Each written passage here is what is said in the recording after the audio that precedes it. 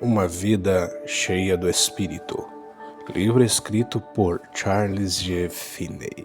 Capítulo 7. Como ganhar almas. Tem cuidado de ti mesmo e da doutrina. Continua nestes deveres, porque fazendo assim, salvarás tanto a ti como a teus ouvintes. 1 Timóteo 4,16.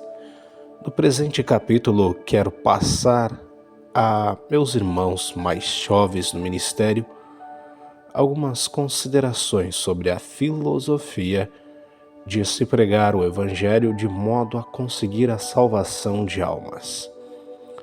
Essas considerações são o resultado de muito estudo, de muita oração pela orientação divina e da experiência prática de muitos anos. A demonstração de 1 Timóteo 4,16 se refere ao assunto, à ordem, à maneira de se pregar. O problema é este: como havemos de ganhar integralmente as almas para Cristo? Sem dúvida, teremos de conseguir que se desprendam de si mesmas. 1. Os homens são livres, agentes morais, racionais e responsáveis. 2. Estão em rebelião contra Deus, totalmente indispostos, inteiramente tomados de preconceitos e comprometidos contra Deus. 3. Estão entregues à autossatisfação como objetivo de sua vida. 4. Esse estado é o que se chama, em linguagem teológica, a depravação moral, ou seja, a fonte do pecado dentro de si mesmos, da qual fluem por uma lei natural todas as suas práticas pecaminosas. Esse estado voluntário de entrega é o coração ímpio. É este que precisa de uma transformação moral radical. 5. Deus é infinitamente bondoso e os pecadores incrédulos são egoístas e radicalmente opostos a Deus. Seu compromisso consigo mesmos, de satisfazerem os próprios apetites e inclinações, chama-se, em linguagem bíblica, a inclinação da carne, ou pendor da carne, que é inimizade contra Deus. 6. Essa inimizade é voluntária e só pode ser vencida pela palavra de Deus, que é eficaz através do ensino do Espírito Santo. 7. O Evangelho serve a esse fim e, quando é sabiamente apresentado, podemos esperar confiadamente a cooperação eficaz do Santo Espírito. Isso está implícito na ordem de Jesus. Ide, portanto, fazei discípulos de todas as nações. E eis que estou convosco todos os dias, até a consumação do século. 8. Se não tivermos sabedoria, se formos incoerentes e irracionais e não seguirmos uma ordem natural na apresentação do Evangelho, não teremos direito de esperar pela cooperação divina. 9. No ministério de ganhar almas, como em tudo mais, Deus opera através de leis naturais e de acordo com elas. Então, se quisermos ganhar almas, temos de adaptar sabiamente os meios a esse fim. As verdades que apresentamos e a ordem da sua apresentação têm de ser adaptadas às leis naturais da mente, do pensamento e da ação mental.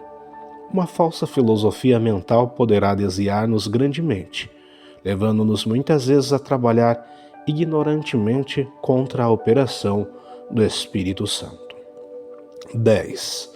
Os pecadores devem ser convencidos da própria inimizade. Não conhecem a Deus e, por conseguinte, muitas vezes ignoram a oposição do próprio coração contra ele.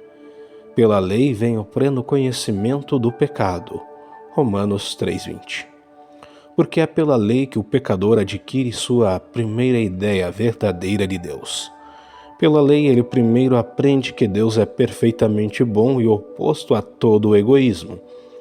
Essa lei, pois, deve ser exposta em toda sua majestade contra o egoísmo e a inimizade do pecador. 11. Essa lei leva consigo a convicção irresistível da justiça divina, da qual nenhum agente moral pode duvidar. 12. Todos os homens sabem que cometeram um pecado, porém nem todos estão convictos, nem da culpabilidade, nem das más consequências que o pecado merece. Na sua maioria são descuidados. Não sente o fardo do pecado, nem os horrores e terrores do remorso. Não tem senso de condenação, nem de estarem perdidos. 13. Sem convicção, porém, não pode entender nem apreciar a salvação do Evangelho. Ninguém pode racionalmente e de coração pedir ou aceitar perdão enquanto não percebe como é real e justa a sua condenação. 14. É absurdo, portanto, supor que um pecador indiferente, sem convicção de seu pecado, possa aceitar inteligente e reconhecidamente o perdão que o Evangelho oferece, enquanto não aceitar a justiça de Deus em condená-lo. A conversão a Cristo é uma transformação inteligente. Por isso, a convicção do merecimento da condenação tem de preceder a aceitação da misericórdia, pois sem a convicção o pecador não compreende sua necessidade de misericórdia. É natural que o oferecimento seja rejeitado. O Evangelho não é nenhuma boa nova para o pecador indiferente e sem convicção de pecado. 15. A espiritualidade da lei deve ser aplicada rigorosamente à consciência até que se aniquile a presunção do pecador de ser justo e ele se coloque mudo e arrependido diante de um Deus santo. 16. Em alguns homens essa convicção já está madura e o pregador pode logo apresentar a Cristo na esperança de que seja aceito em tempos normais, porém, tais casos são excepcionais. A maioria dos pecadores é indiferente, não tem convicção do seu pecado.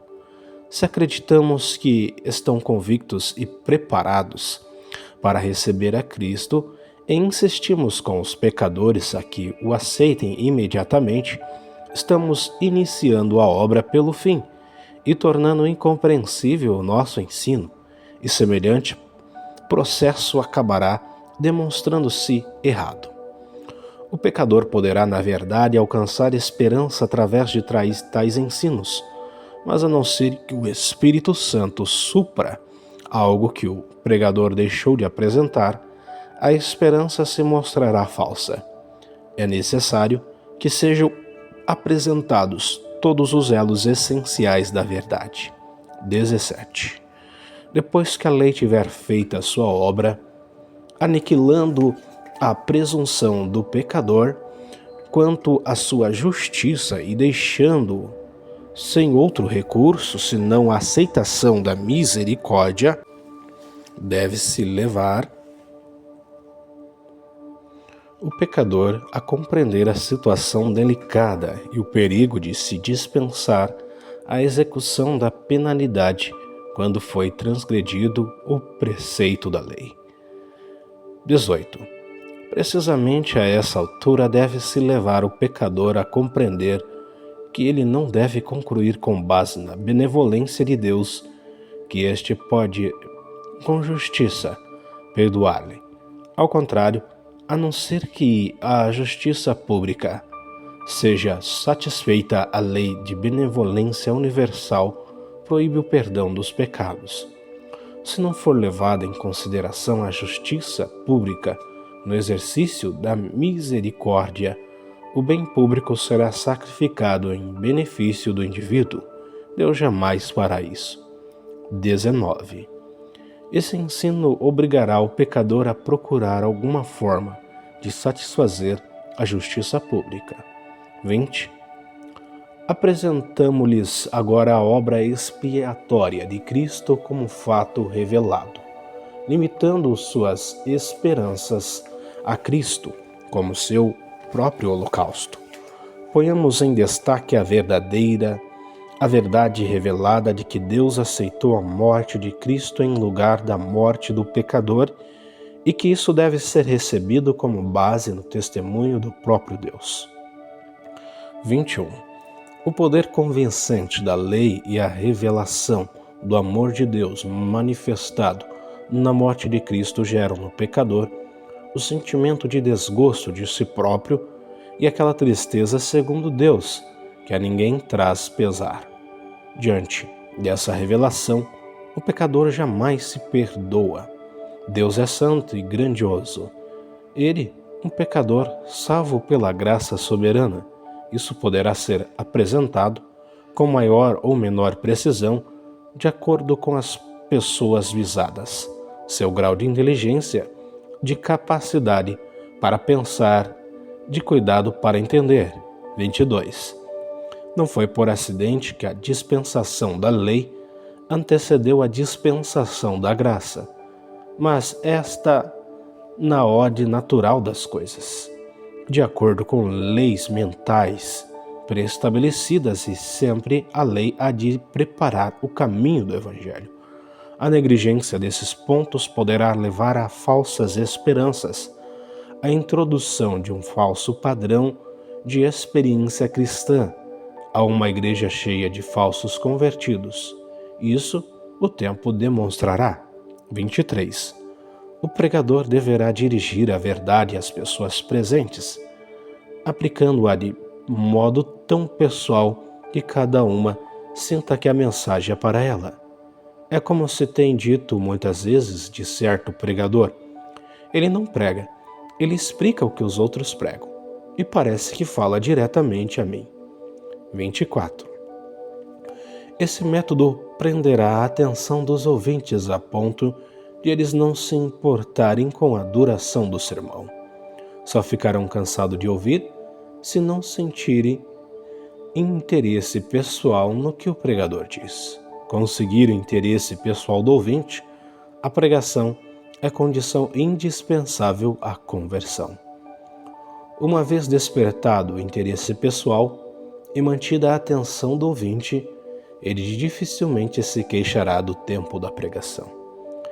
Em quase todos os casos em que se reclama da demora do sermão, é porque não interessamos pessoalmente o ouvinte naquilo que dizemos. 25.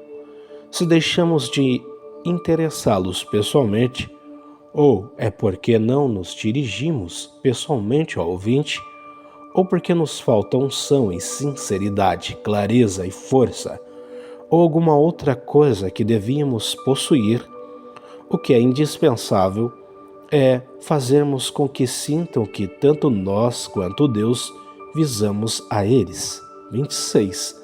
Não devemos pensar que basta a piedade sincera para nos dar êxito em ganhar almas. Essa é apenas uma das condições do sucesso. É necessário possuir também bom senso e sabedoria espiritual para adaptar os meios ao fim. Assunto, maneira, ordem, tempo e lugar. Todos precisam ser sabiamente ajustados ao fim que temos em vista. 27. Deus poderá, às vezes, converter almas por intermédio de homens que não são espirituais, quanto estes possuem aquela sagacidade natural que os habilita a adaptar os meios a esse fim. Contudo, a Bíblia afirma que esses são casos excepcionais.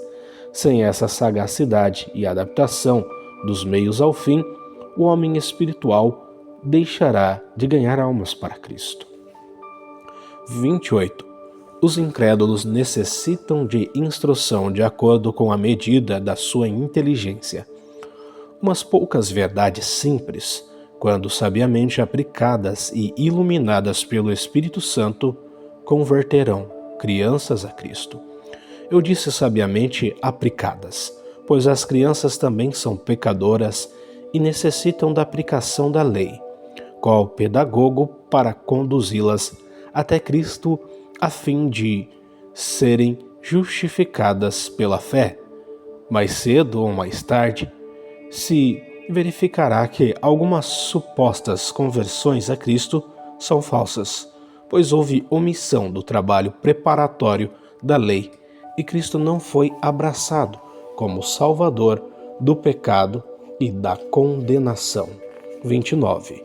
Pecadores instruídos e cultos, sem convicção e céticos de coração, precisam muito mais de uma extensa e completa aplicação da verdade. Os profissionais necessitam que a rede do Evangelho seja lançada toda em volta deles, sem haver nenhum buraco pelo qual possam escapar.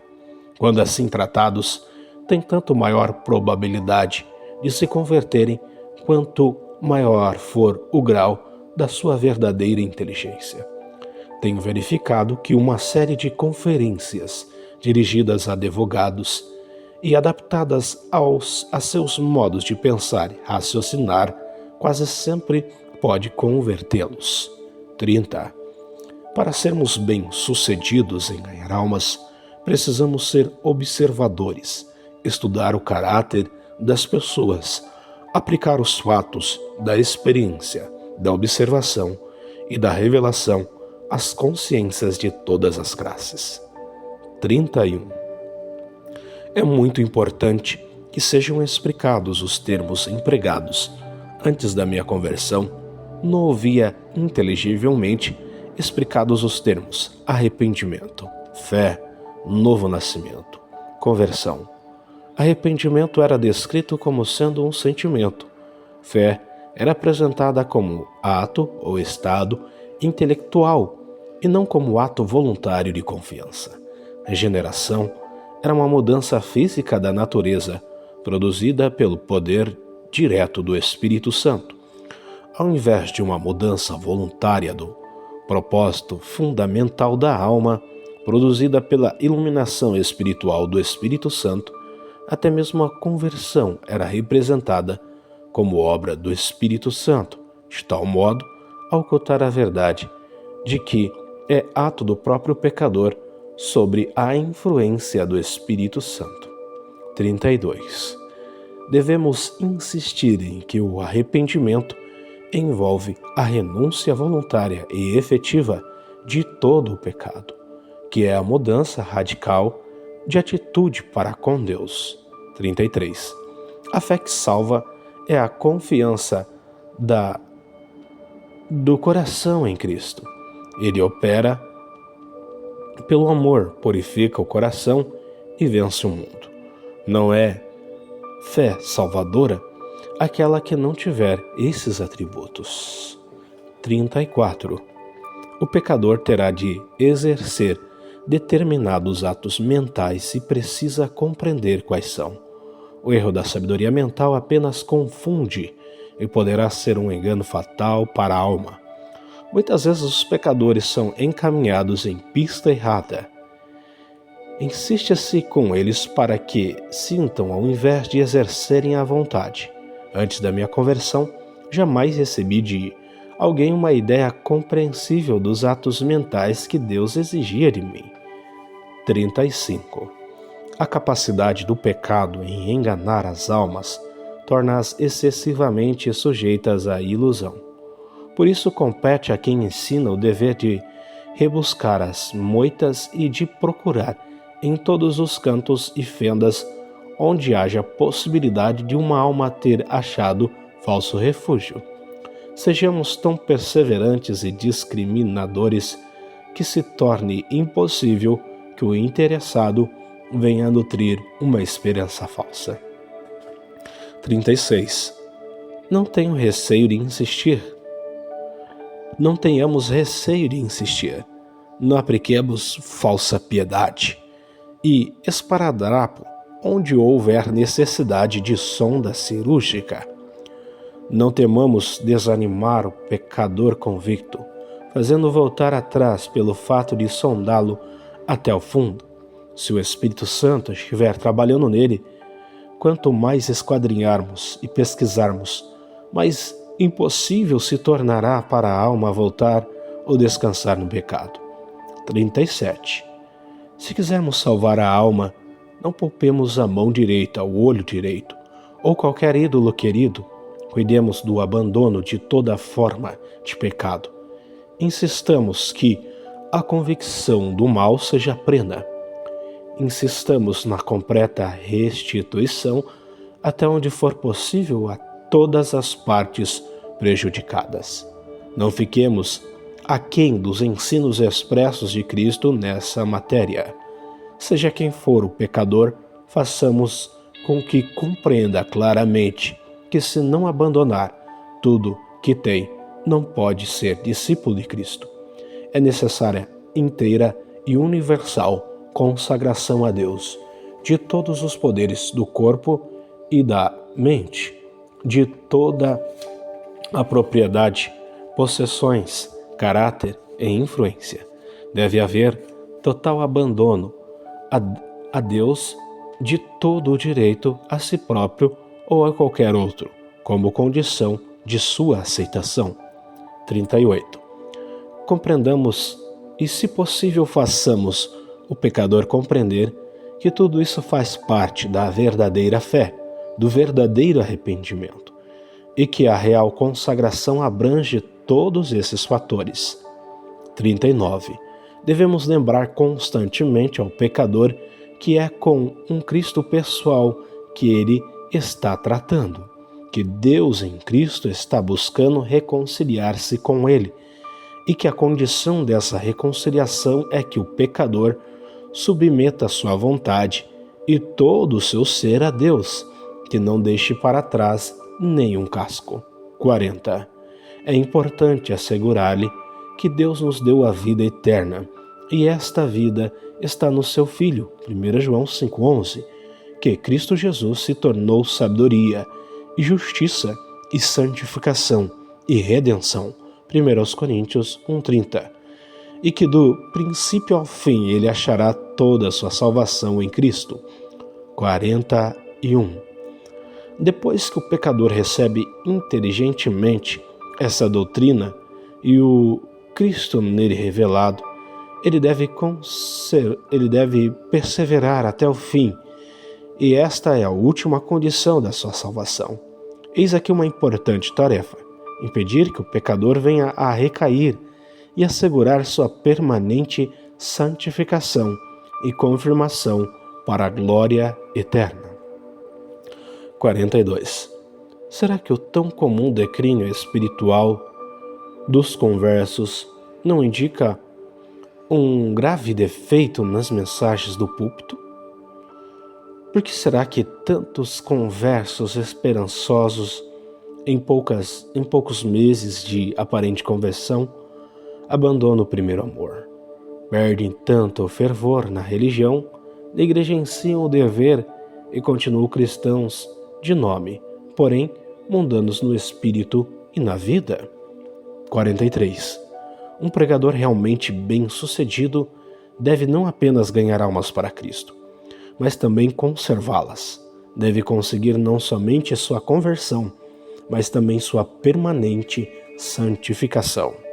44. Na Bíblia, não há nada mais expressamente prometido nesta vida do que a santificação permanente. O mesmo Deus de paz o santifique em tudo, e o vosso espírito, alma e corpo sejam conservados íntegros e irrepreensíveis na vinda de nosso Senhor Jesus Cristo. Fiel é o que vos chama, o qual também o fará. 1 Tessalonicenses 5, 23 e 24. Essa é, sem dúvida nenhuma, a oração dos apóstolos pela santificação permanente nesta vida, com a promessa explícita de que aquele que nos chamou o fará. 45. Aprendemos pelas Escrituras que, tendo nele crido, somos ou podemos ser selados com o Santo Espírito da promessa, e que esse selo é o penhor da nossa herança, e em quem também vós, depois que ouviste a palavra da verdade, o evangelho da vossa salvação, tendo nele também crido, fostes selados com o Santo Espírito da promessa, o qual é o penhor da nossa herança, ao resgate da sua propriedade, em louvor da sua glória. Efésios 1, 13 e 14. Esse selo, esse penhor da nossa herança, é que assegura a nossa salvação. Assim, em Efésios 4:30, o apóstolo diz: não entristeçais o Espírito de Deus, no qual fostes selados para o dia da redenção. E em 2 Coríntios 1, 21 e 22, o apóstolo afirma: mas aquele que nos confirma convosco em Cristo e nos ungiu é Deus, que também nos selou e nos deu o penhor do Espírito em nosso coração.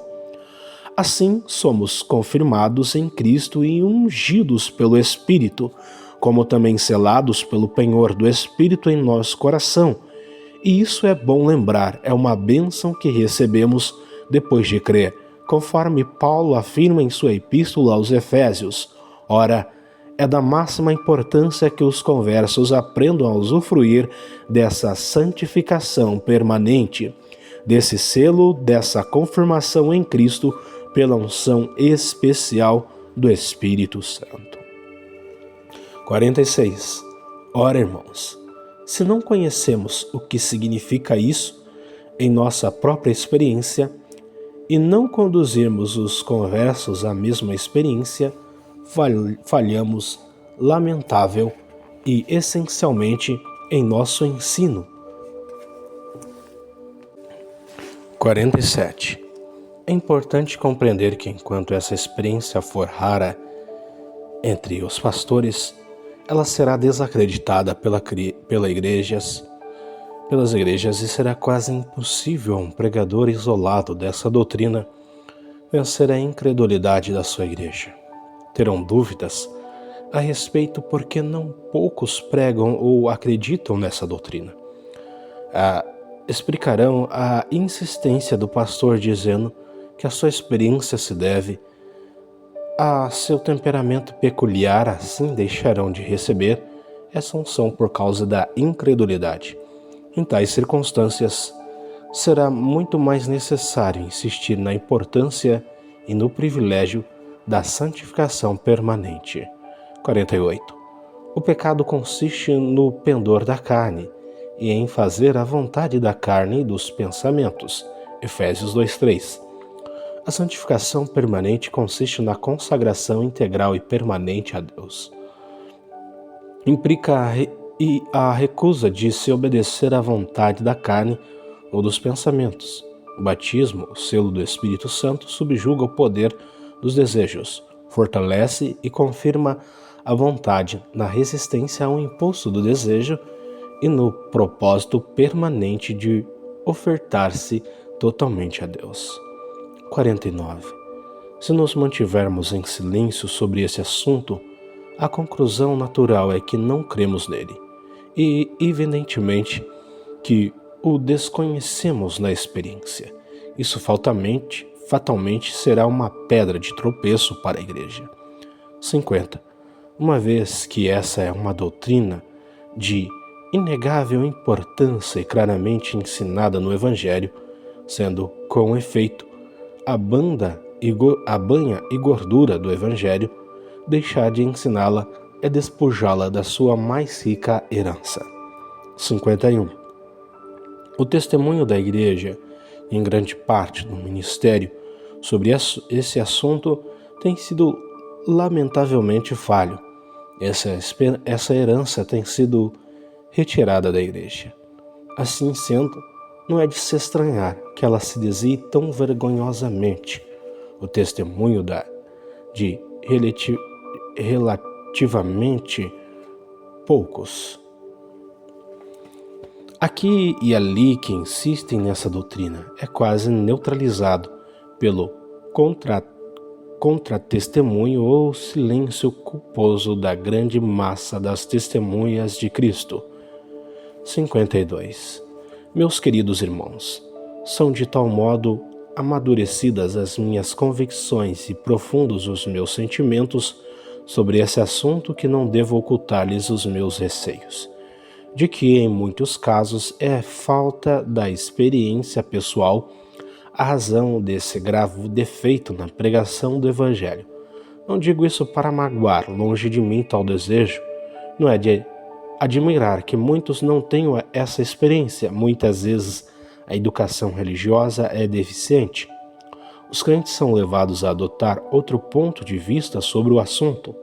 São muitas as causas que têm contribuído para criar uma predisposição contrária a essa doutrina bendita do Evangelho. Intelectualmente, os crentes não têm crido nela e, naturalmente, não têm recebido a Cristo em sua plenitude. Talvez essa doutrina tenha sido uma pedra de tropeço e rocha de escândalo. Porém, não permitamos que o preconceito vença, lancemo-nos sobre Cristo mediante a aceitação presente e atual dele como nossa sabedoria, justiça, santificação e redenção. Vejamos se ele não fará infinitamente mais do que tudo quanto pedimos ou pensamos. 53. Ninguém seja crente ou incrédulo. Deve ser deixado em paz enquanto tolerar em si qualquer pecado. Se pudermos impedir, não devemos permitir que ninguém nutra a esperança do céu enquanto estiver consentindo no pecado, seja ele qual for. Nossa constante exigência e convicção deve ser: sede santos, porque Deus é santo. Sede perfeitos, como é perfeito vosso Pai que está nos céus. Lembremos-nos da maneira pela qual Cristo concluiu seu memorável Sermão da Montanha. Depois de ter exposto diante de seus ouvintes aquelas verdades terrivelmente percrustadoras e de ter exigido que fossem perfeitos como é perfeito o Pai no céu, termina assegurando-lhes que ninguém pode ser salvo se não obedecer aos seus ensinos. Ao invés de tentarmos agradar o povo nos seus pecados, devemos continuamente procurar induzi-los a abandonar esses pecados. Irmãos, façamos isso para que as nossas vestes não sejam contaminadas pelo seu sangue. Se seguirmos esse caminho e pregarmos constantemente com unção e poder, permanecendo na plenitude da doutrina de Cristo, poderemos esperar com alegria salvar tanto a nós mesmos como aos nossos ouvintes.